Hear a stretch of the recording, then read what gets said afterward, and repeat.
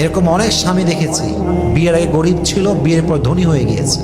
আবার এরকম অনেক স্বামী দেখেছি, বিয়ের আগে ধনী ছিল, বিয়ের পরে গরিব হয়ে গিয়েছে।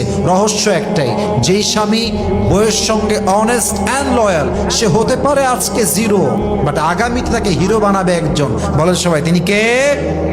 আর যেই স্বামী আজকে টাকার বড়াই দেখিয়ে, পাওয়ার, ক্ষমতা, বাহাদুরি, টাকা পয়সা, ক্ষমতা, স্ট্যাটাস, সম্পত্তির ক্ষমতা দেখিয়ে বউয়ের সঙ্গে জুলুম করছে, নির্বিচার করছে, বউটার কোনো দোষ নাই, তবুও প্রত্যেক দিন জুলুম করছে, এই স্বামী আজকে হতে পারে ধনী, আজকে হতে পারে হিরো, বাট আগামীকাল তাকে জুলুম করার জন্য জিরো বানাতে পারে একজন। তিনি কে?